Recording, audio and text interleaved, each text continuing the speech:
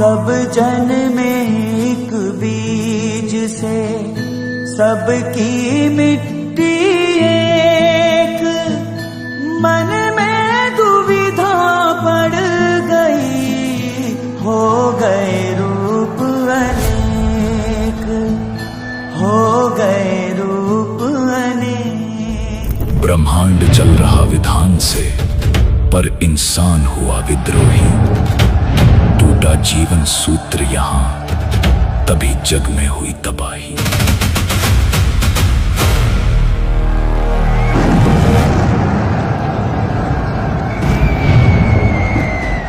जीव हमारी जाति है, मानव धर्म हमारा। हिंदू मुस्लिम सिख ईसाई कोई धर्म नहीं है यार। तू हिंदू बनेगा न मुसलमान बनेगा, इंसान की औलाद है इंसान बनेगा। भविष्य मालिका ने पलटा चारों युगों का पन्ना। भटक रहे नारद मुनि, मार्कंडेय और हनुमाना। जैसे अवतार किया हम 5 जब प्रभु आते हैं अवतार लेके, हम भी उसके साथ आते हैं। विधाता के लिखे लेख को सच्चा सतगुरु पलटाएगा। बिना वोट का राजा आपके देश में आएगा और वो विश्व पर राज करेगा। 16 महाकला का जगन्नाथ महाप्रभु सतगुरु रूप में आएगा।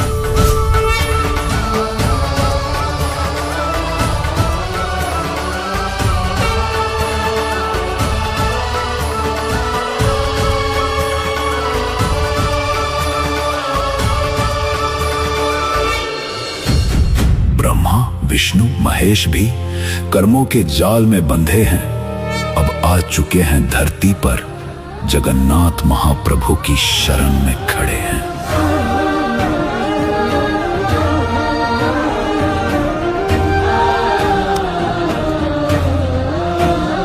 तुम कौन राम का जपते जापम, ताते कटे न तीनों तापम। 16 महाकला वाला जगन्नाथ प्रारब्ध को कर देगा खत्म। इतिहास ने छिपाया, धर्म गुरुओं ने भरमाया। सच बताओ कौन है जिसने सुदामा का महल बनाया। राज भवन में जालड़ दो बात करूंगा। बता मेरे यार सुदामा रे, भाई घणे दिना में आया। बता मेरे यार सुदामा रे, भाई घणे दिना में आया। नील गगन के राजा तुम, 16 महाकला अवतार। जगन्नाथ तुम जग के स्वामी, महिमा अपरंपार। पूर्ण ब्रह्म कबीर का अंश वह, जग का रखवाला। त्रिलोक में उसकी महिमा का डंका विकराला। अनादि वो अनंत भी, वो धर्म ध्वज का है मान। वह तत्वदर्शी वो बंदी छोड़, जय जय कबीर भगवान, जय जय कबीर भगवान। देखिए महाखुलासा, विश्व में शांति तथा आपसी भाईचारा कैसे स्थापित होगा। कलयुग में सतयुग की शुरुआत भाग 6, 9 मई 2026 शनिवार को दोपहर 12 बजे से फैक्टफुल डिबेट्स यूट्यूब चैनल पर।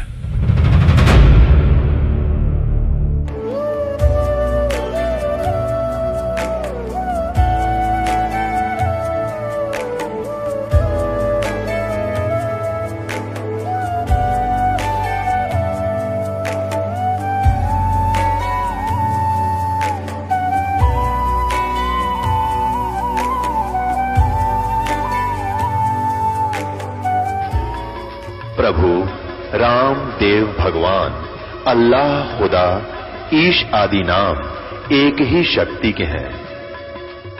वो कैसा है, कहां है, कैसे मिलता है, किसने देखा है।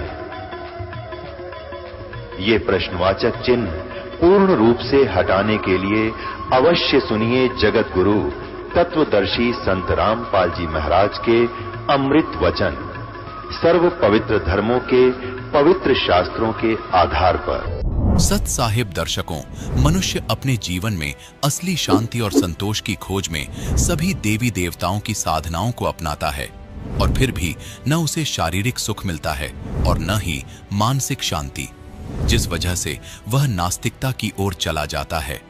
दर्शकों, ऐसी ही कहानी थी हिमाचल प्रदेश की रहने वाली अविनाश कुमारी जी की। अविनाश जी बचपन से ही हिंदू धर्म में प्रचलित सभी प्रकार की भक्ति साधनाओं को किया करती थी, जिसके बावजूद भी इन्हें अपने जीवन में दुख और तकलीफ के अलावा कुछ भी हासिल नहीं हुआ। लेकिन दर्शकों, आज अविनाश जी का कहना है कि जब से मुझे संत रामपाल जी महाराज की शरण मिली है, तब से मेरे जीवन में मेरे साथ अद्वितीय चमत्कार हुए हैं। अब मैंने हिंदू धर्म में प्रचलित शास्त्र विरुद्ध भक्ति साधना को त्याग दिया है और संत रामपाल जी महाराज द्वारा बताई गई आदि सनातनी भक्ति को अपना लिया है। दर्शकों, आखिर अविनाश कुमारी जी ऐसा क्यों कह रही हैं? आइए सुनते हैं अविनाश कुमारी जी की कहानी, उन्हीं की जुबानी। नमस्कार बहन जी। नमस्कार जी। क्या नाम है आपका? मेरा नाम अविनाश कुमारी है जी। कहाँ से आए हो आप? मैं हिमाचल प्रदेश डिस्ट्रिक्ट किन्नौर से आई हूँ जी। संत रामपाल जी महाराज से नाम दीक्षा लेने से पहले आप क्या साधनाएं करते थे? पूर्ण परमात्मा सदगुरु रामपाल जी महाराज जी से नाम दान लेने से पहले मैं शिव जी की पूजा करती थी बचपन से, और वहाँ पे देवी देवताओं की पूजा होती है और देवी देवताओं की ही पूजा करती थी जी। आप क्या काम करते हैं? मैं गृहिणी हूँ जी, घर में काम करती हूँ। कई बार लोगों से सुनने को मिलता है कि संत रामपाल जी महाराज जी देवी देवताओं की पूजा छुड़वाते हैं और उनके अनुयायी बोलते हैं कि नहीं छुड़वाते। इसके पीछे क्या कारण है? आखिर सच्चाई क्या है? पूर्ण परमात्मा सतगुरु रामपाल जी महाराज सभी देवी देवताओं की पूजा नहीं छुड़वाते। वो सही नाम साधना देते हैं और सही विधि बताते हैं मालिक, तो उसके द्वारा हम उनकी भक्ति करते हैं जी। वो छुड़वाते नहीं हैं, मतलब सही नाम देके सही भक्ति करवाते हैं। बहन जी, संत रामपाल जी महाराज जी से आपने नाम दीक्षा ली, उसके बाद आपको क्या क्या लाभ मिले? पूर्ण परमात्मा सतगुरु रामपाल जी महाराज जी से नाम दान लेने से पहले मेरे इतने पाप कर्म थे जी। बीपी हाई था, बीपी लो था, अर्थराइटिस की प्रॉब्लम थी, गैस्ट्रिक प्रॉब्लम थी जी। मैं खाना भी ढंग से नहीं खा सकती थी जी। पूर्ण परमात्मा सदगुरु रामपाल जी महाराज ने मुझ नीच आत्मा पर ऐसी दया की मालिक ने अपनी शरण में लेके मालिक ने वो सुख दिए जो मैं सपने में भी नहीं सोच सकती थी जी। सारे सुख दे रहे हैं परमात्मा, पूर्ण परमात्मा सदगुरु रामपाल जी महाराज। वो सुख के सागर हैं, वो दया के सागर हैं। यही कहना चाहती हूँ जी मैं भगत समाज से। मेरे पास कोई शब्द नहीं है परमात्मा के गुण गाने के लिए।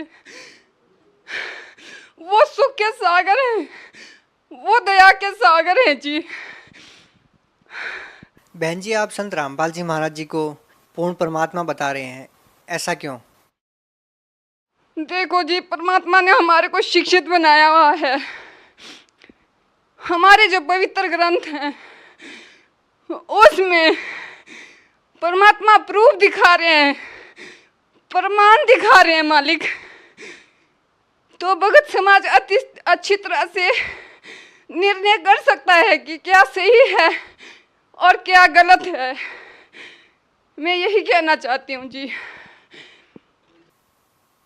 बहन जी, हिंदुस्तान में लाखों धर्मगुरु और भी हैं जो काफ़ी सालों से अपने शिष्यों को भक्ति बता रहे हैं, तो आपके अनुसार क्या वो भक्ति साधना सही नहीं बता रहे? क्या उनको भी ज्ञान नहीं है?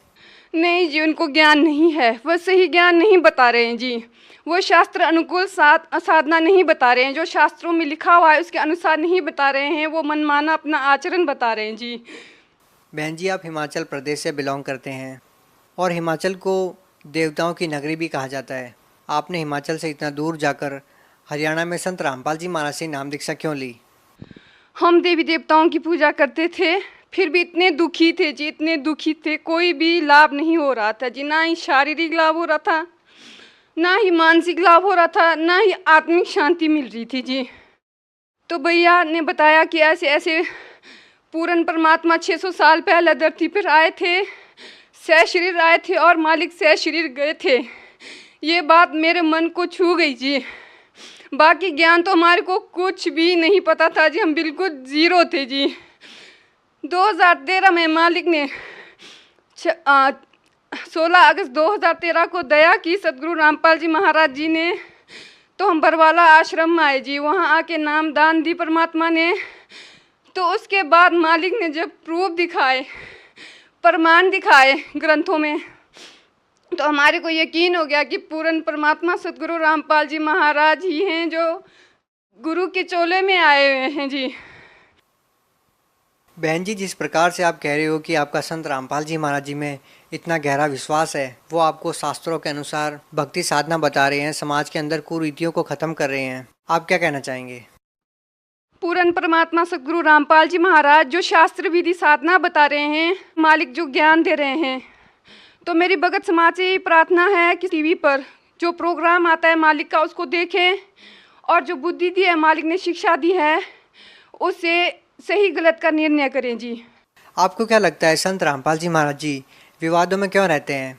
क्योंकि पूर्ण परमात्मा सदगुरु रामपाल जी महाराज सच्चाई को बाहर लाने की कोशिश कर रहे हैं। जो हमारे सतग्रंथ है, पवित्र धर्म ग्रंथ हैं, उसमें दिए गए तत्व ज्ञान को देने की कोशिश कर रहे हैं जी। क्या आपको लगता है कि संत रामपाल जी महाराज जी पूर्ण संत है, जैसा कि और जो भी संत है, अगर उनको हम देखें तो हमारे जो हिंदू धर्म में संत उसे माना जाता है जो भगवे कपड़े पहनता है, जटाएं रखता है, बड़ी बड़ी मालाएं पहनता है, लेकिन संत रामपाल जी महाराज बिल्कुल सिंपल वेशभूषा में रहते हैं। तो आप उन लोगों को क्या कहना चाहेंगे जो ये कहते हैं कि संत तो भगवा वस्त्र धारण करके रहते हैं, जटाएं रखते हैं, दाढ़ी रखते हैं, क्या कहना चाहेंगे? पूर्ण संत की पहचान कपड़े या माला पहनने से उससे नहीं होगी जी। पूर्ण सदगुरु की पहचान हमारे पवित्र ग्रंथ गीता में दिया हुआ है जी। संत की पहचान वो पूर्ण संत होगा जो हमारे को शास्त्र अनुकूल साधना बताएगा और जो ओम तत्सत का वेद बताएगा, वही पूर्ण संत होगा जी। बहन जी, आप भगत समाज को क्या संदेश देना चाहते हैं? मेरी भगत समाज से 2 हाथ जोड़कर यही प्रार्थना है कि पूर्ण परमात्मा सदगुरु रामपाल जी महाराज का ज्ञान सुनिए, उनको पहचानिए।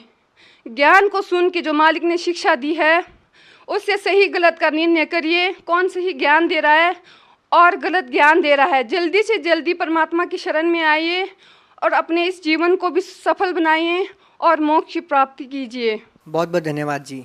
नमस्कार जी। दर्शकों, अभी आपने सुने संत रामपाल जी महाराज से दीक्षा प्राप्त करके सुखी हुए भक्त के अनुभव। अब देखिए जगत गुरु तत्वदर्शी संत रामपाल जी महाराज के मंगल प्रवचन।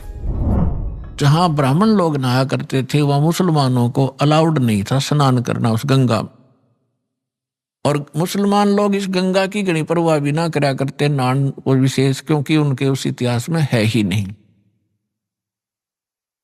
तो गौरी शंकर सरस्वती विवश हो गए, उनका नाम बदल दिया। गौरी शंकर का नाम धर दिया नूर अली और सरस्वती का नाम रख दिया नियामत। अपभ्रंश करके उनको सीधा नीरू और नीमा कहने लगे। अब कोई भी हिंदू उनके पास कथा सुनने नहीं जाता था। शिव की कथा वो कर नहीं सकते थे क्योंकि मुसलमान बन गए थे। रोजी रोटी निर्वाह की समस्या सामने आ खड़ी हुई। उन्होंने देखा कि पैसा हमारे पास नहीं है, कोई व्यवसाय कर नहीं सकते, तो उन्होंने सिंपल सा तरीका खोजा जो बगैर पैसे से कोई धंधा शुरू हो। तो कपड़ा बुनने का कार्य शुरू कर दिया। उसमें कुछ नहीं करना, 4 डंडे से गाड़ने होते हैं, 5-4 बस। वो जंगल में से काट लाए और चूल्हे का काम शुरू कर दिया। वो निसंतान थे, संतान नहीं थी। ऐसे ही कुछ समय और बीत गया। वो भले ही मुसलमान बन गए थे, लेकिन भगवान शंकर की आस्था श्रद्धा वो भुला नहीं पा रहे थे। जब भी कोई आपत्ति आती थी तो भगवान शंकर से अर्ज किया करते थे अब गंगा घाट पर स्नान करना बंद करवा दिया। प्रतिदिन स्नान करने का स्वभाव उनका बना हुआ था। उसके लिए उन्होंने एक स्थान खोजा जो लहर तारा नामक एक स्थान था, जहां पर बहुत बड़ा एक सरोवर था, लहर तारा सरोवर, और उसके अंदर गंगा का ही जल वर्षा के समय में लहरों के द्वारा गऊ घाट के ऊपर से, जहां पशु जल पिया करते थे, वो किनारा कट जाता था और गंगा पहले बहुत फुल समय पर चला करती थी वर्षा घनी होने पर, 4 मास तक चौमासे में। तो उस गंगऊ घाट के ऊपर से पानी ओवरफ्लो हो गए, लहरों के द्वारा उछल उछल के, और एक बहुत बड़े सरोवर को भर दिया करता था। वो झील थी और फिर उसमें सारा वर्ष जल निर्मल रहता था। गंगा के जल में एक गॉड गिवन एक ऐसा मेरिट है, ऐसा गुण है, ये सतलोक से आई हुई है ये गंगा, तो वो कभी खराब नहीं होता। पुण्यात्माओं, जितने भी आज तक सतलोक के गुण गाने वाले राधा स्वामी पंथ से पहले कोई सतलोक जाना नहीं था। और इन्होंने कबीर साहब की वाणी में तो सतलोक सचखंड की पूरी विवरण है ही है, लेकिन कबीर पंथी भी ढंग से नहीं जानते थे। सतलोक वो भी कहते थे, लेकिन सतलोक में कुछ नहीं मानते थे। चेतन ही चेतन है, वहां प्रकाश ही प्रकाश है, यही राधा स्वामी वाले कहते थे। और ये धन धन सतगुरु सच्चा सौदा, जय गुरुदेव, और निरंकारी तो कहते हैं भगवान निराकार है। और किसी हिंदू से पूछ ले, किसी मुसलमान से पूछ ले, किसी इस सिख या ईसाई से पूछ ले, परमात्मा को वो निराकार बताते हैं। अब सच्चाई, जिन महापुरुषों ने भगवान को देखा, फिर इस दास पर रजा हुई। अब वहां क्या सारी सृष्टि ऐसी है जैसे यहां पर है? ये डुप्लीकेट है और वो ओरिजिनल है। वहां पर ये 5 तत्वों से बना हुआ कोई मटेरियल नहीं है, एक तत्व से बना हुआ। जैसे 5 तत्वों से यहाँ यह शरीर बना हुआ है, अब इसमें कोई तत्व दिखाई नहीं देता, दिखता ये 5 तत्वों से बना है। मृत्यु के उपरांत इसको जब सभा किया जाएगा, ये अपने अपने तत्वों में बट जाएगा। इसी प्रकार वहां एक तत्व से सारी सृष्टि, सभी पदार्थ एक तत्व से, काजू किस्म सेब संतरे ये अनार एक तत्व से, हमारा शरीर एक तत्व से, तो वहां केवल एक नूरी तत्व से ही बना हुआ होता है। तो जो अमर सरोवर है वहां से, सतलोक से ये गंगा आई है। परमात्मा ने एक सैंपल भेजा है कि हमारे लोक में ऐसा मटेरियल है, ऐसा पदार्थ है जो कभी खराब नहीं होते। और वहां तो लोक ही बहुत सुंदर है, वहां तो खराब होने का मतलब नहीं। और यहाँ इस गंदे लोक में 10 दिन में पानी में बदबू हो जाए, और यहाँ पर गंगा का जल खराब नहीं हो रहा। ये सतलोक से आया हुआ ये मटेरियल है, पदार्थ है।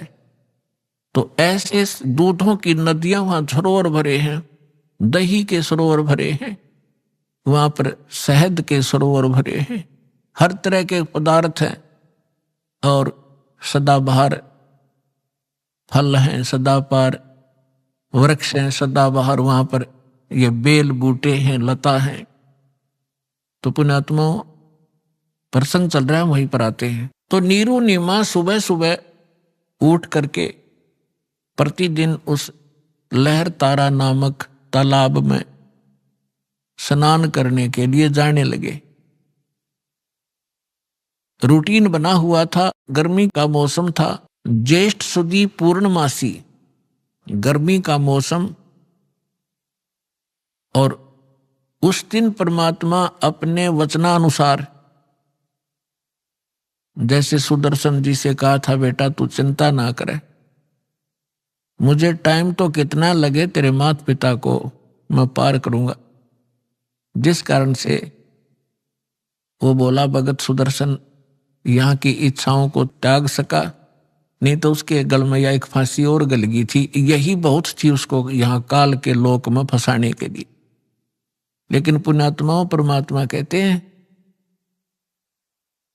मेरी शरण में जब आप आ जाओगे, फिर मेरा काम है तुम मेरी मर्यादा में रहना, मुझसे दूर ना होना, फिर मैं आप करूंगा तुम्हारे सारे काम। कैसे तुम्हें पार करना है वो फिर मेरी ड्यूटी है।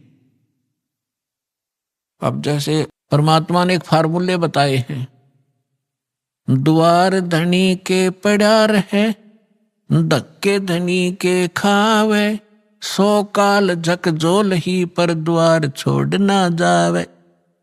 एक तरीका बताया है कि द्वार धनी के पड़ा रहे और धक्के धनी के खावे, यानी अपने सच्चे दरबार में, अपने सतगुरु के पास यहां आता रहे, चाहे कुछ भी आपको लोग कहें और कोई छोटी मोटा ऐसा कोई दुख भी आप पर आ जावे, उसमें अपनी हिम्मत नहीं आ रहे और भगवान से दूर मत होना।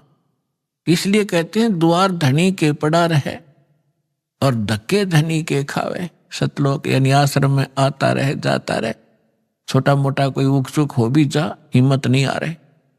कबीर साहब कहते हैं सत ना छोड़े सूरमा, सत छोड़े पत जा, और सत के बांधे लक्ष्मी फिर मिले किया।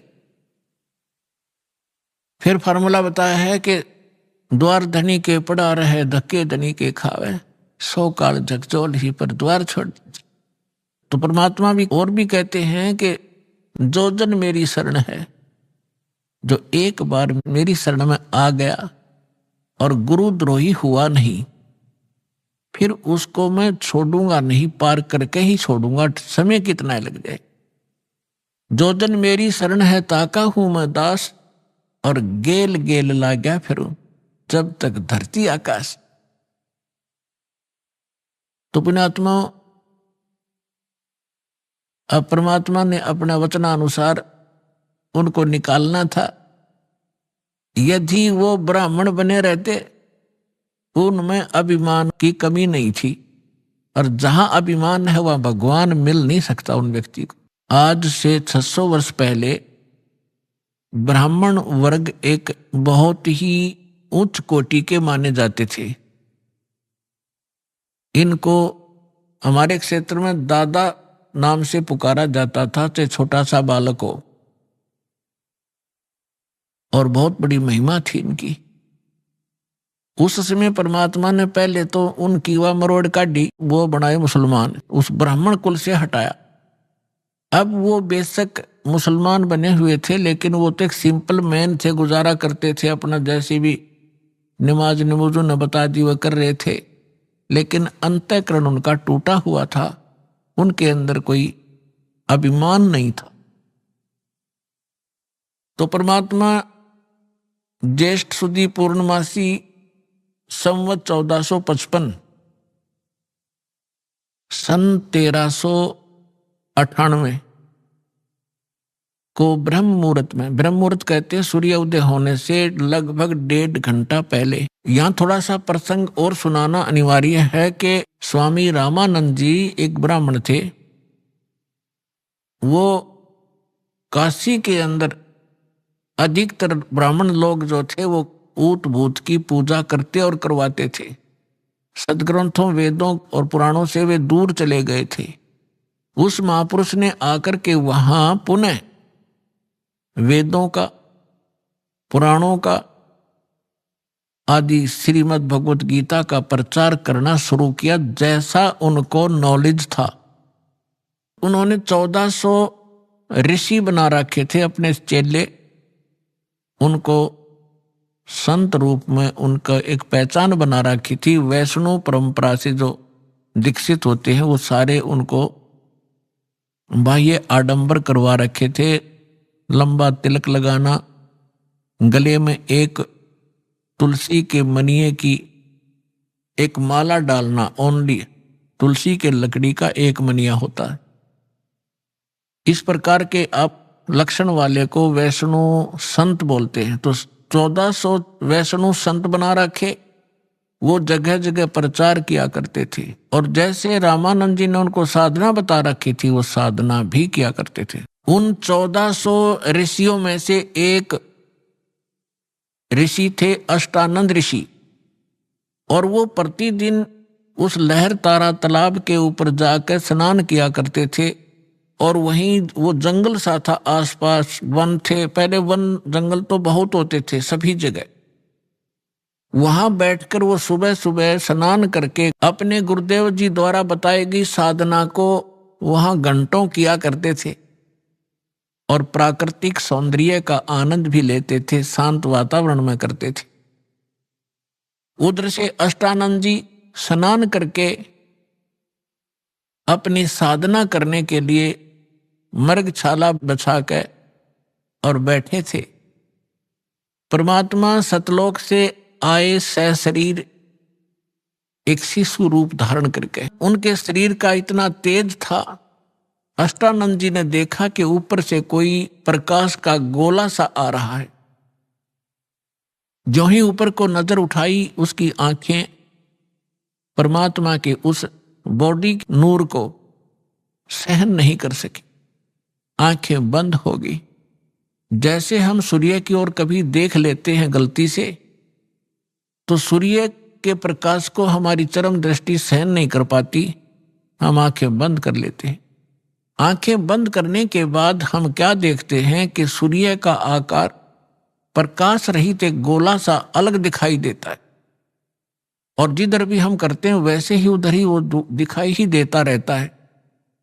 इसी प्रकार जब उस अष्टानंद जी की आंखें बंद हुई, उसने क्या देखा, एक नवजात शिशु दिखाई दिया।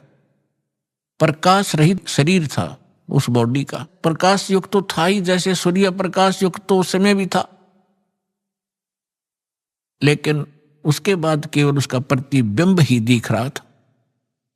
कुछ देर के बाद उसने आंखें खोली और बंद करी, फिर देखा कि वो प्रकाश उस लहर तारा तालाब के दूसरे कोने में जाकर और सिमट गया,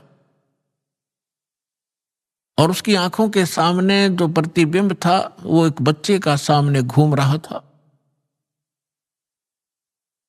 अब अष्टानंद जी ने सोचा कि ये मेरी कोई भक्ति की उपलब्धि है या मेरे साथ कोई ये देव ने या किसी प्रेत ने, पितर ने कोई ऐसी घटना कर दी। उसने सोचा कि अपने गुरुदेव जी से, स्वामी रामानंद जी से इसका समाधान चाहूंगा। तुरंत उठकर चल पड़ा, साधना त्याग दी। अब उधर से नीरू और नीमा प्रतिदिन वहां स्नान करने जाया ही करते थे। अपनात्मा परमात्मा उस नीरू नीमा को संतान दे सकते थे, इतनी दे देते कि हाथ जुड़वा देते, बस करवा देते उनकी। लेकिन कहते हैं ना, समाज के विचार और भगत और जगत के विचारों में बहुत अंतर हो जाता है। इसी कारण से जगत और भगत का विरोध रहा है। जगत जो परंपराएं निभा रहा है, वो भक्त उनको निभाकर आगे बढ़ नहीं सकता। भगत के विचार शास्त्र अनुकूल होते हैं, जगत के विचार अपनी परंपराओं पर आधारित ही रहते हैं। अब यहां समाज तो ये कहता है, पहले तो बहुत बुरा हाल था, जिसका कोई पुत्र ना हो, संतान ना हो, तो ऐसी धारणा बन रखी थी हमारे अंदर कि सुबह सुबह उसके दर्शन भी नहीं करने चाहिए, वो मनहूस व्यक्ति है। ये तो है जगत के विचार।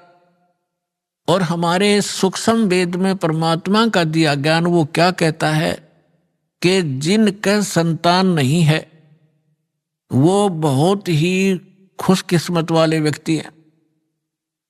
अब यहां बात बिगड़ती है कि ये क्या मतलब होया भाई, जिसका संतान नहीं है वो गणे अच्छी किस्मत वाले हैं, और जिनका संतान है वह माड़ी किस्मत वाले।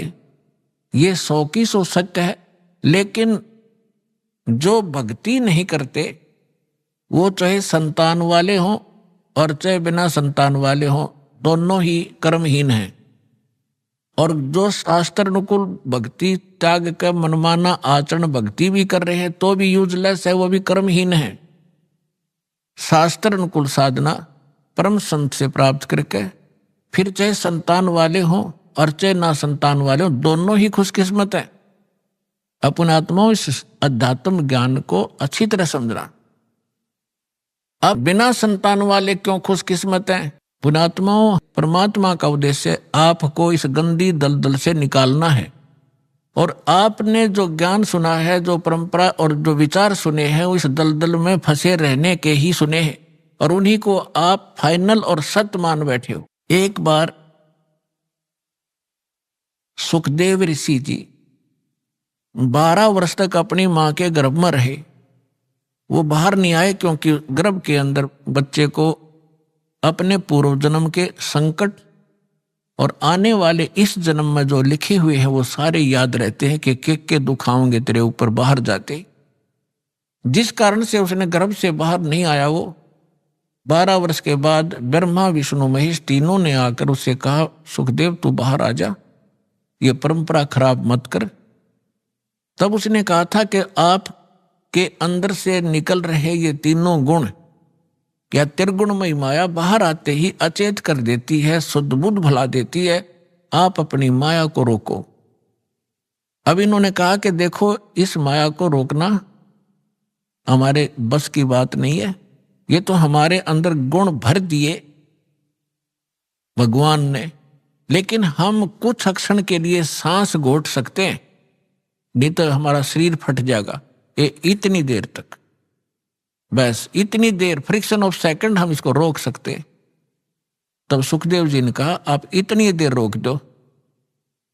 कहते तीनों देवा थम्बी माया, उदर गर्भ से बाहर आया। अब क्या बताते हैं, सुख दे सुख में उपजे राई सिंह समोए, नौ नाथ और सिद्ध 84 संग उपजे थे दोए।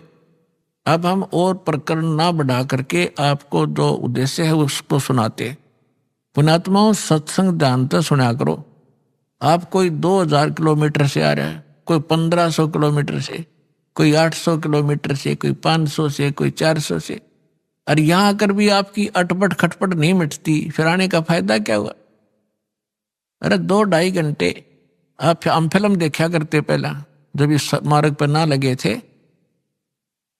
एतवार के अंदर क्या स्कीम बनाया करते कि VCR लाओगे किराए पे, 100 रुपये लगेंगे और 3 फिल्म लाओगे 3-3 घंटे की हैं, और शाम में चला देते 7 बजे।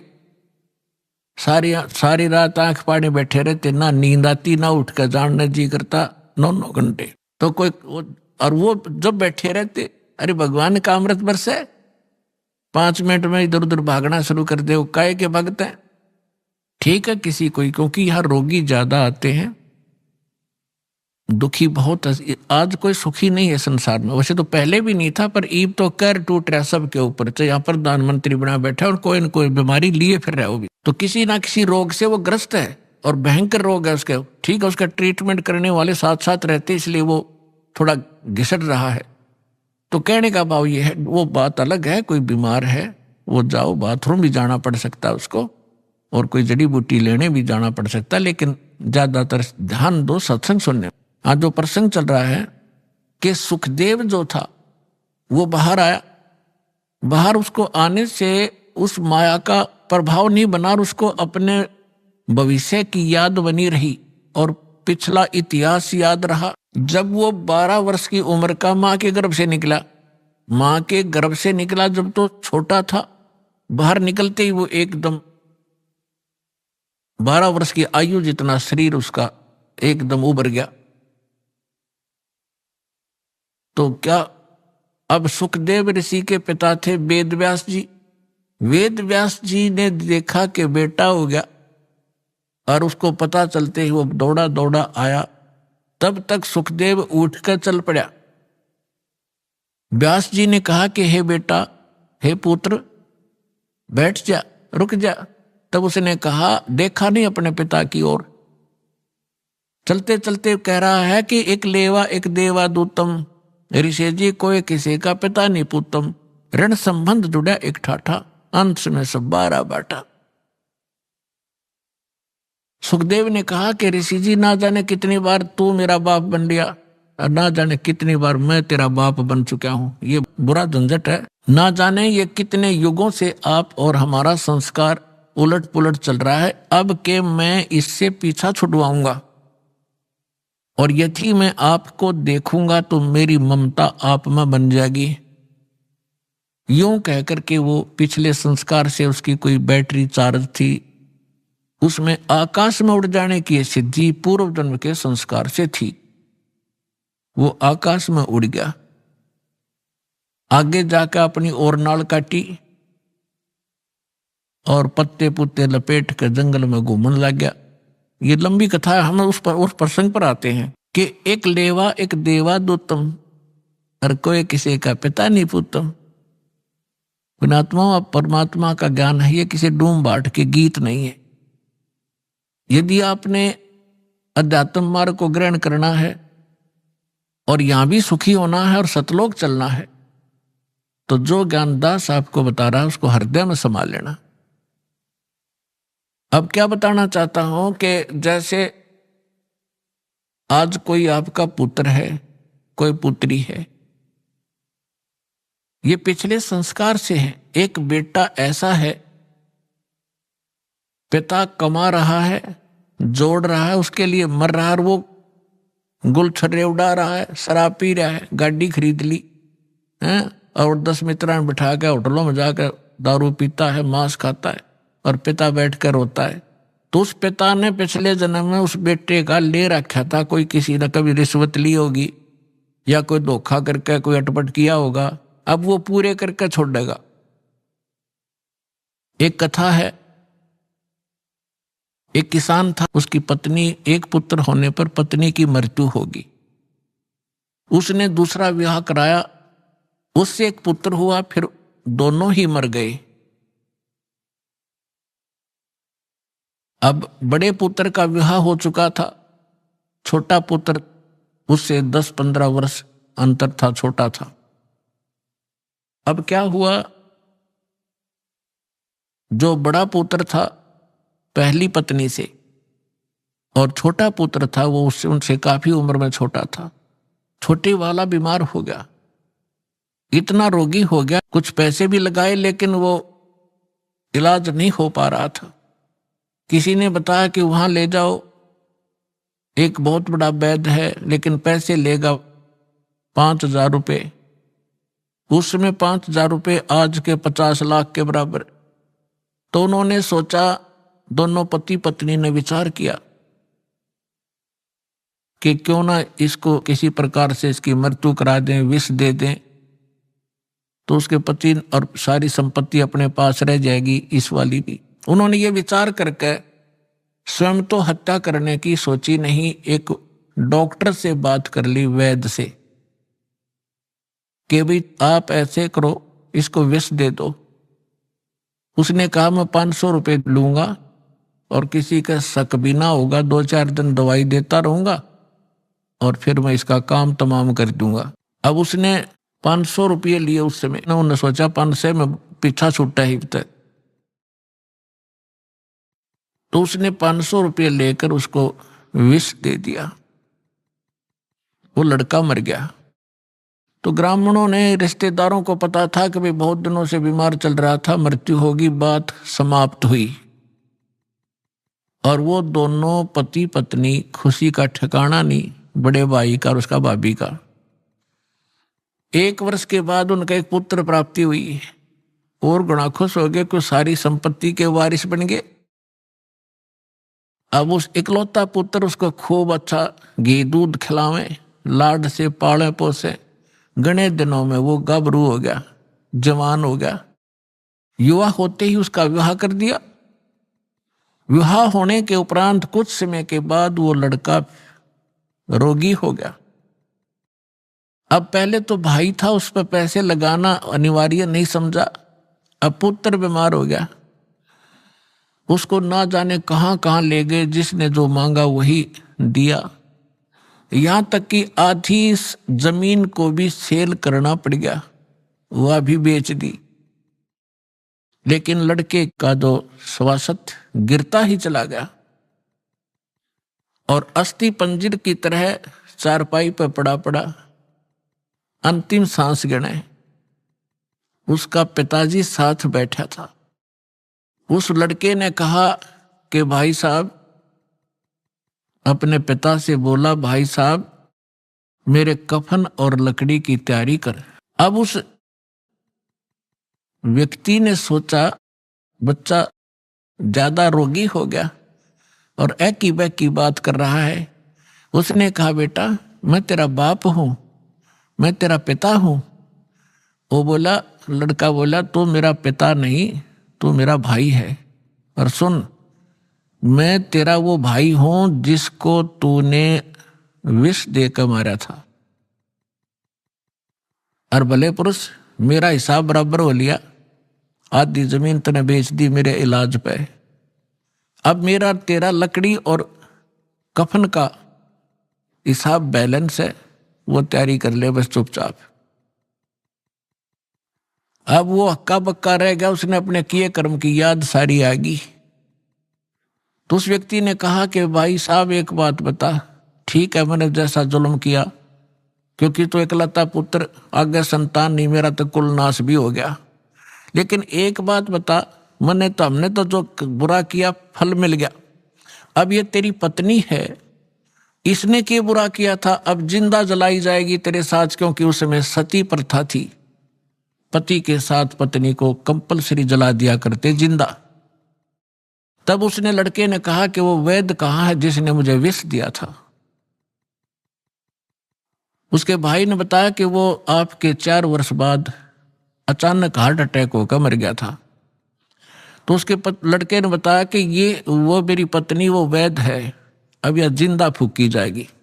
इस दुष्ट ने 500 रुपए के लालच में ऐसा जुल्म किया था। तो पुण्यात्माओं, परमात्मा कहते हैं, एक लेवा एक देवा दूतम, या कोई किसी का पिता नहीं पूतम। ऋण संबंध जुड़ा एक ठाठा, अंत में सब 12 बाटा।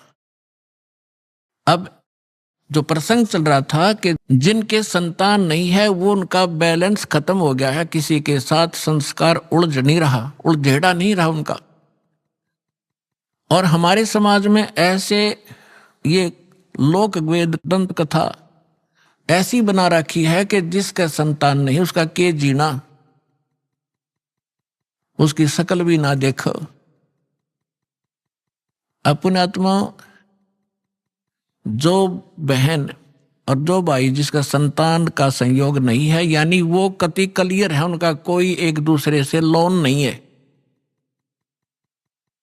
अब लोन नहीं है तो जानबूझ कर भगवान भी लोन फंसावे नहीं उनका, वो आपको हर पहलू पर ज्ञान देंगे, लेकिन अब जिस विषय पर चल रहा है यही बताएंगे।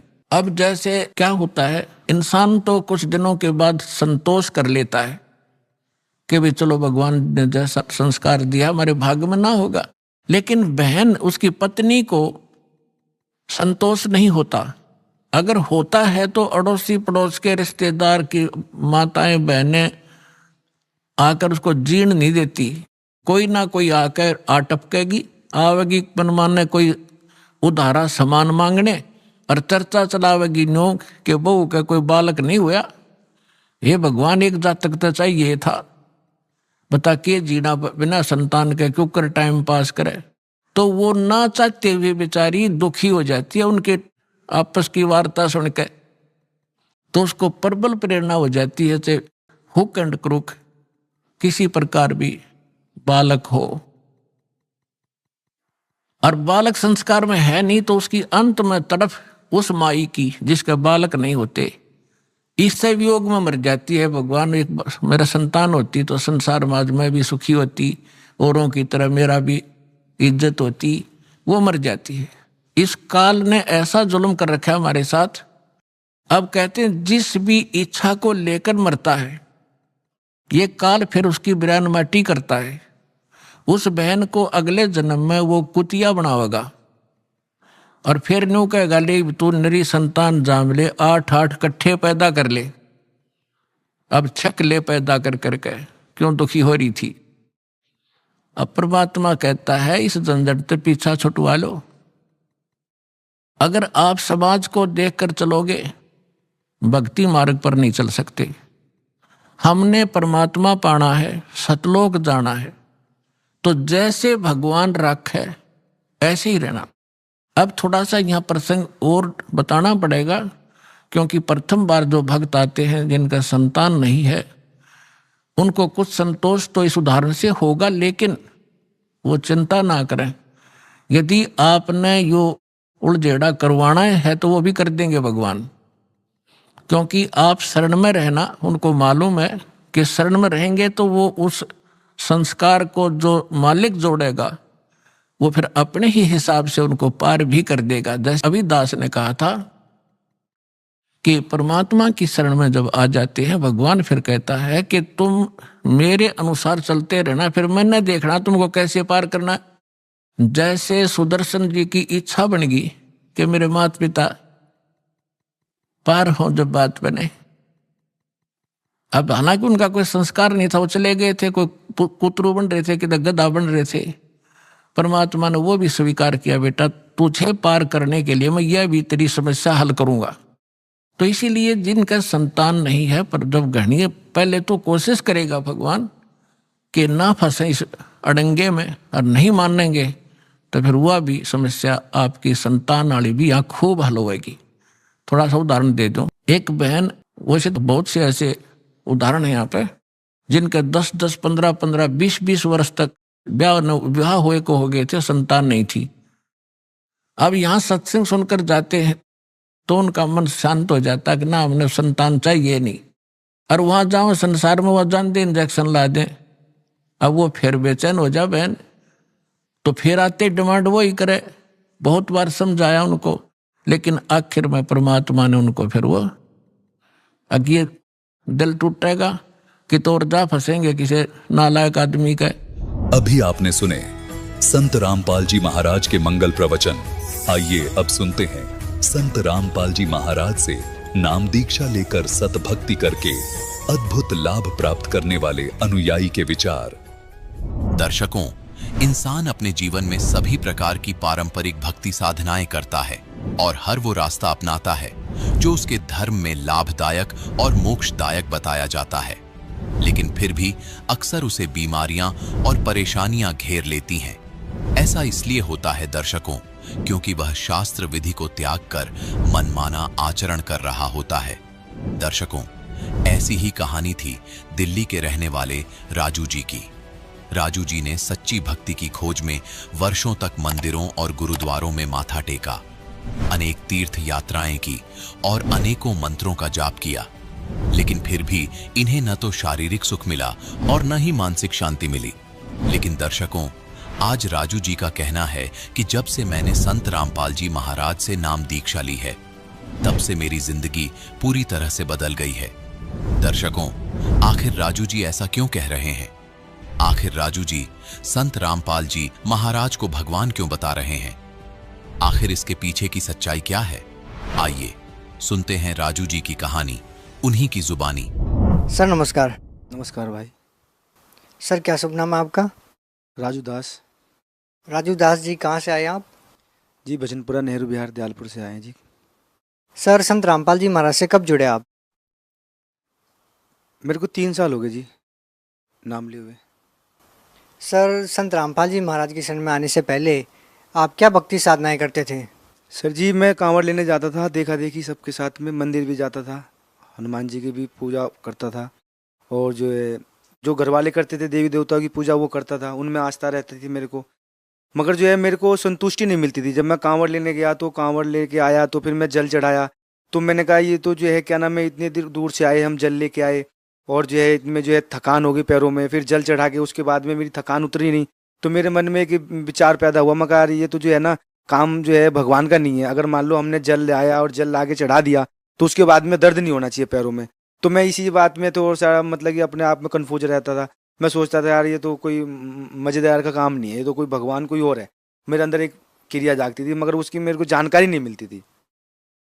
तो मैं हमारे एक वहाँ पे नेहरू बिहार में एक भगत जी हैं, देवेंद्र भगत जी, वो ब्याज पे पैसा देते थे और मंदिर भी मतलब जाते थे। और तो हमें पता चला कि उन्होंने ब्याज पे पैसा देना बंद कर दिया। ऐसे आदमी ने जो कि बिल्कुल ब्याज का बहुत लालची थे वो, और मेरे को ये लगा कि मैं उनसे पूछता हूँ।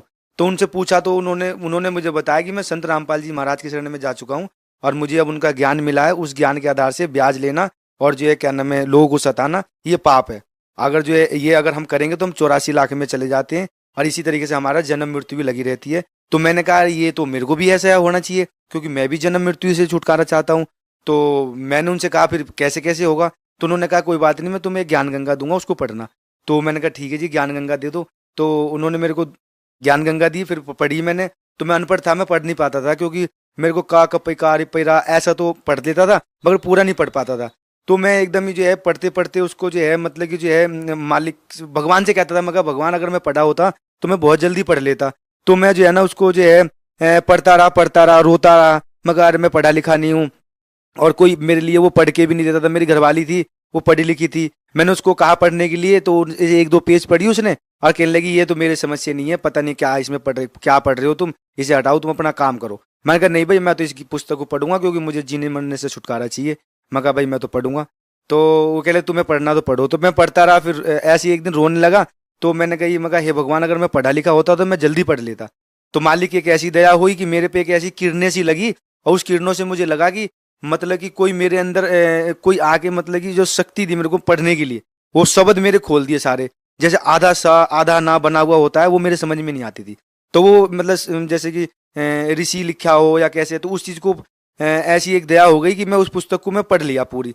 जब पढ़ते के साथ ही जब 141 पेज पढ़ा, जब मैंने देखा अरे इस पे तो जो है ये लिखा हुआ है कि जो है क्या नाम है, जीव को भरमा रखा है काल भगवान ने, और जो है नशा और सारे विकार में डाल रखा है, और इसलिए क्योंकि अपने वो खाता है और जो है उपजाता है। तो मैंने कहा ये तो भाई बहुत गलत हो गया, ये तो जो है हमें नशा छोड़ना चाहिए। और मैं जी सारा नशा करता था, वो गांजा दारू भांग चर्च गुटखा बीड़ी सिगरेट जितने भी नशा होते थे सारे विकार थे मेरे अंदर। तो जो है मैं 3-3 बजे उठ के मैं जो है गांजा लेने जाता था निजामुद्दीन, बगैर हेलमेट के, बगैर उससे गाड़ी लेके मोटरसाइकिल लेके।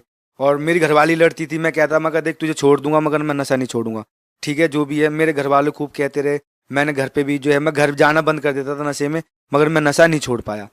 तो बस जो है उस 41 नंबर पेज को जब पढ़ा ज्ञान गंगे को, तो मेरी एक क्रिया जागी। मैंने उस सारे नशे को उठा के मैंने नाली में डाल दिया। जितनी भी गांजे की पुड़िया थी, मेरे पे क्वार्टर भी रखा हुआ था, और जो भी मतलब की नशीली चीजें थी, कुबेर था, गुटखा, को मेरे पे सारे विकार होते थे, और सारे उठा के मैंने जो नाली में गिरने के बाद में मैंने फिर जो है ना फिर ज्ञान गंगा पढ़ा। तो मेरे एकदम मतलब की जो है बुद्धि खुल गई, और मैं सारे पुस्तक को पढ़ के मैंने कहा यार ये तो जो भगवान की जो मेरी जो तलाश थी वो भगवान मिल गया। खामो खाम में कांवड़ लेने जाते, खामो खाम में धूपबत्ती जलाते हैं, कोई भगवान तो भूखा है नहीं कि जो है क्या नाम है उसको प्रसाद चढ़ाएं या धूपबत्ती जलाएं, भगवान तो भाव का भूखा है।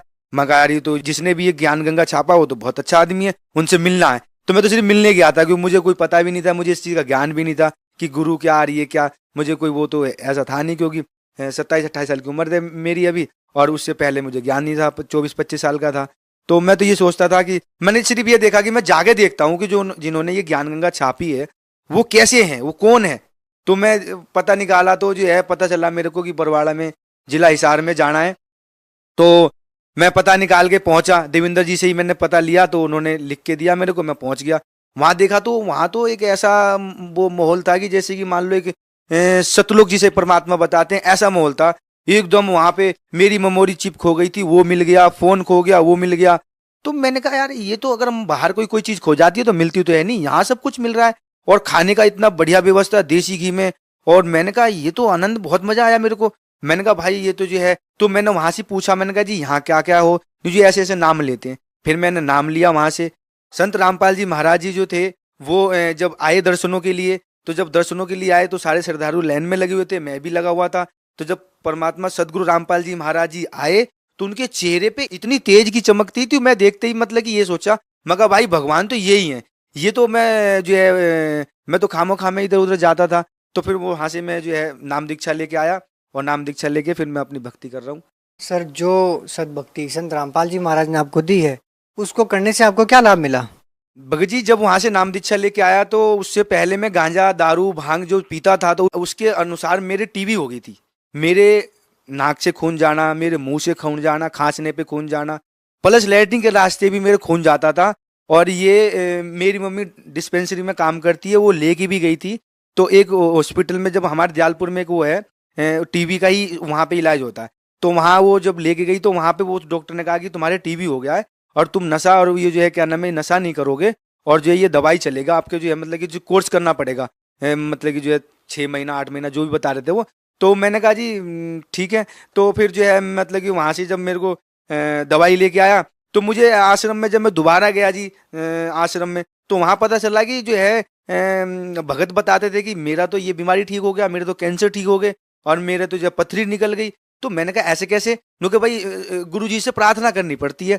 मगर प्रार्थना, मगर जी मैं भी करूँगा, मेरे भी ये खून निकलता है, मेरे तो टीबी है और जो है डॉक्टर तो कह दवाई खाना है। तो मैं तो बहुत परेशान हूँ, दवाई तो जो है इतनी दवाई खाऊंगा फिर जो है। तो मैं वहाँ से जब मैं मालिक से सदगुरु रामपाल जी महाराज जी से जब मैं दर्शनों के लिए लाइन में लगा, तो मैंने भी ऐसी प्रार्थना करी जो करते, मगर गुरुजी मेरे ना खून निकलता है। तो मालिक ने कहा कि बेटा कोई बात नहीं, भक्ति करो ठीक हो जाएगा।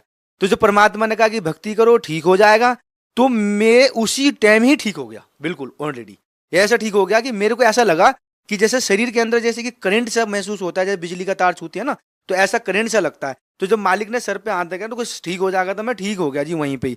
फिर मैं लैट्रिन गया, मैंने देखा तो मेरे खून नहीं निकल रहा। मैंने खांस के देखा बाथरूम में जाके, तो वहाँ पे मैंने चेक करा, 3 दिन वहाँ रुका भी था मैं, 3 दिन वहाँ रुका। फिर उसके बाद में मेरे खून नहीं निकला और जो है मैं इस टाइम मेरी जो है बीमारी ठीक हो गई है।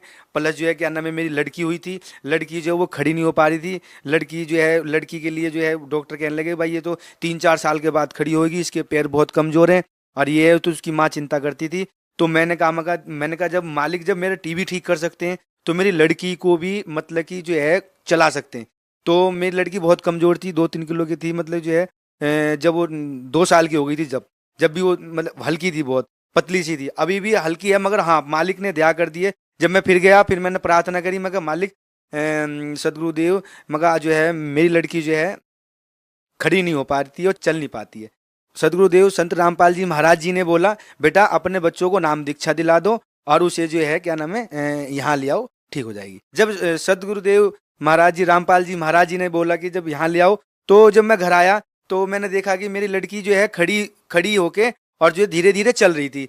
तो मैं आके यहाँ पे देखा, मैंने कहा ये क्या, ये तो मालिक का चमत्कार हो गया। सदगुरुदेव ने कहा कि यहाँ लाओ वो ठीक हो जाएगी, तो वो तो ठीक हो गई। फिर उसकी मम्मी भी गई, वो नाम लेके आ गई। सर जी मैं जो है ना काम के लिए बहुत परेशान रहता था और जो है मैं ये सोचता था कि काम, जैसे जाके कहता था मैं वेल्डिंग का काम करता हूँ, मैं सबको कहता कि जी काम है ऐसे करके मैं पूछता था। मगर जब मालिक के शरण में जब से जुड़ा हूँ मैं, तो मेरे पास में इतना काम आता है कि मैं काम नहीं कर पाता हूँ, ठीक है ना। हमारे संत रामपाल जी महाराज जी जो हैं, ये जो है हर जगह हमें बचाते हैं। जैसे मान लो एक्सीडेंट से भी सदगुरुदेव ने बचाया, गुरुजी आके बिल्कुल खड़े हो जाते हैं। जब भी कोई आपत्ति आती है सदगुरुदेव आ जाते हैं, खड़े हो जाते हैं। मगर उन्होंने कहा कि बेटा हमारे मर्यादा में रहना और जो है नशा और जो है मीठ कोई यूज नहीं करना, हम उसी मर्यादा। आपके गुरुजी क्या मर्यादाएं बताते हैं जो एक शिष्य को फॉलो करनी होती है, संत रामपाल जी महाराज जी के शिष्य को फॉलो करनी पड़ती है? देखो हमारे जो सदगुरुदेव हैं संत रामपाल जी महाराज जी, वो मर्यादा तो वो जो बताते हैं वो तो शास्त्र के अनुसार बताते हैं, शास्त्रों में लिखा हुआ है और ये हर व्यक्ति जानता है। नशा करने वाला ये जानता है कि नशा ठीक नहीं है, मीठ खाने वाला भी जानता है कि मीठ खाना सही नहीं है, और जो है क्या नाम है शादी में जो दहेज देते हैं वो भी जानते हैं कि दहेज देना ठीक नहीं है। दहेज के ऊपर घरवाली फंसा देती है किसी को। दहेज तो देना लेना तो अपराध है ही, मगर वो चीज को तो जो है लोग आजकल अपना बिजनेस बना के और जो है ये जो है जितने भी पंडित हैं, जितने भी ये जो नशे वाली चीजें बना रहे हैं, ये अपना ये भी लिख के देते हैं कि भाई देखो सेहत के लिए हानिकारक है। सर बहुत से लोगों द्वारा ऐसा कहा जाता है कि संत रामपाल जी महाराज सभी देवी देवताओं की भक्ति छुड़वाते हैं, सर क्या कहना चाहेंगे? नहीं सर जी ऐसा तो है नहीं, बिल्कुल भी। देवी देवताओं की भक्ति तो नहीं छुड़वाते, देवी देवताओं की तो भक्ति वो बताते हैं, क्योंकि जिसका नाम है, जो असली नाम है वो नाम देते हैं हमारे को। हम किसी को, मान लो मेरा नाम राजू है और कोई मुझे कहे राजा राजा, तो मैं नहीं सुनूंगा, मैं तो सुनूंगा कोई और कह रहा।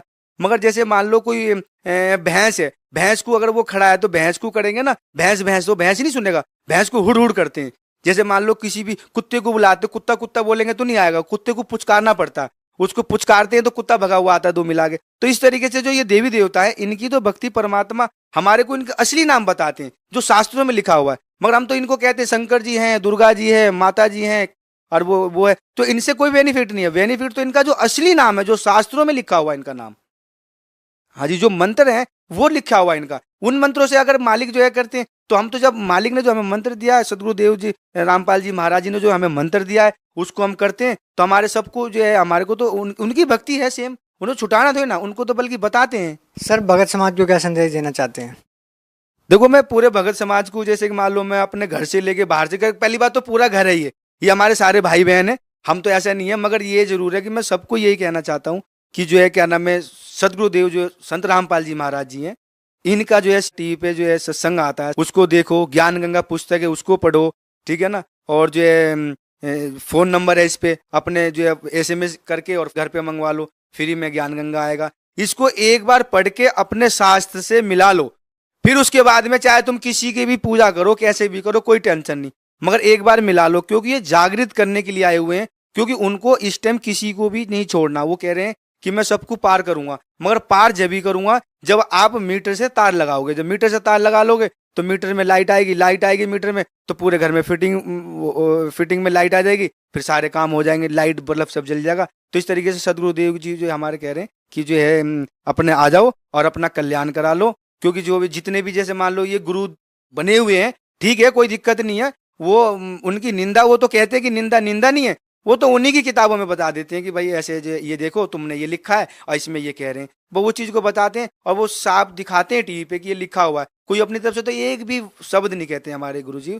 तो इसलिए उनको भी जो है जितने भी गुरु हैं उनको भी ये प्रार्थना है हाथ जोड़ के कि भाई आप भी आ जाओ हमारे गुरुजी से, जो है आपके ही गुरुजी हैं, हमारे क्या सबके गुरुजी हैं, क्योंकि पूरे विश्व के गुरुजी हैं। जब भगवान एक है, परमात्मा एक है, तो वो गुरु भी एक ही है इस पृथ्वी पे, और कोई गुरु नहीं है। ये तो अपने बिजनेस कर रहे हो, बिजनेस ठीक है, वो मालिक ने कहा है कि जो जैसा करे वैसा भरेगा। बाकी ये है कि हम तो ये कहते हैं भाई ज्ञान समझ लो गुरु जी का, और अपने जो है सबको जितने भी भगत हैं सबको यही कहता हूँ कि भाई अपने जो है कल्याण कराओ, मोक्ष चाहिए। ये गुरु जी संत रामपाल जी महाराज जी के शरण में आना पड़ेगा, उनसे मोक्ष लेना पड़ेगा। देखो बड़े भाई, मैं ये कहना चाहता हूँ कि जैसे कि मान लो जो हमारे शास्त्र में जो भक्ति लिखी हुई है, उस भक्ति से अगर हम भक्ति करते हैं तो हमारे जितने भी दुखों का जो निवारण है वो कट जाता है। क्योंकि हम शास्त्र के अनुसार भक्ति नहीं करते, इसलिए हम दुखी रहते हैं। सारे भगवान देवी देवताओं की पूजा करते हैं फिर भी दुखी रहते हैं। तो सदगुरु रामपाल जी महाराज जी के शरण में आने से सारे दुखों का निवारण होगा और प्लस आपकी मोक्ष होगी। और मोक्ष जो है इंसान के लिए जरूरी है, क्योंकि हमें जो है ये जन्म मिला हुआ है और इस टाइम कलयुग में परमात्मा आए हुए हैं कल्याण करने के लिए। और अपना कल्याण कराओ, और जो है जितने भी जो है मान लो देवी देवता की जो भक्ति कर रहे हो उसकी ही भक्ति करो, मगर वो सदगुरुदेव जी से संत रामपाल जी महाराज जी से नाम लेके उसी की भक्ति करो। उसकी तो भक्ति को मना नहीं कर रहे परमात्मा, मगर उसको ये कह रहे हैं कि उसको जानो कि क्या करना है हमें। हम तो अपने मर्जी से पूजा कर लेते हैं, अपनी मर्जी से मंदिर बना लेते हैं, अपनी मर्जी से भगवान बना लेते हैं, अपनी मर्जी से उसको जमुना जी में डाल आते हैं, तो वो हमारी मर्जी नहीं चलेगी। इसलिए आप सदगुरु रामपाल जी महाराज जी के शरण में आओ और अब नाम दीक्षा लो और अपना कल्याण कराओ, 84 लाख से मुक्ति पाओ।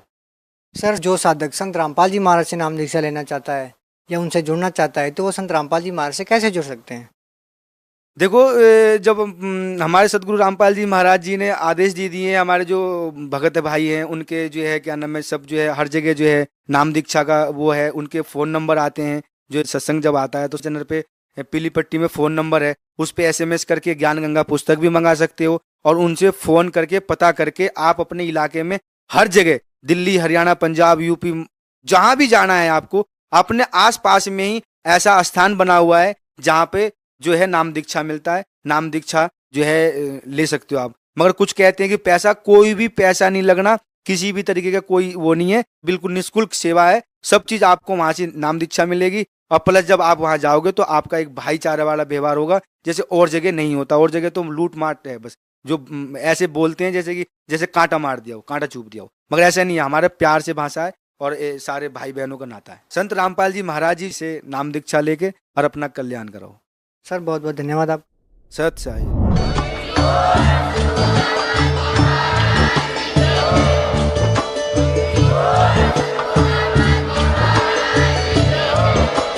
आप सुन रहे थे जगत गुरु तत्वदर्शी संत रामपाल जी महाराज जी के मंगल प्रवचन। अधिक जानकारी के लिए विजिट कीजिए हमारी वेबसाइट www.jagatgururampalji.org। संत रामपाल जी महाराज जी के शुभ आशीर्वाद से पूरे विश्व भर में 500 से भी ज्यादा नाम दीक्षा केंद्र हैं, जिन पर संत रामपाल जी महाराज जी द्वारा ऑनलाइन निःशुल्क नाम दीक्षा दी जा रही है। अपने नजदीकी नाम दीक्षा केंद्र का पता करने के लिए संपर्क करें 8222880541।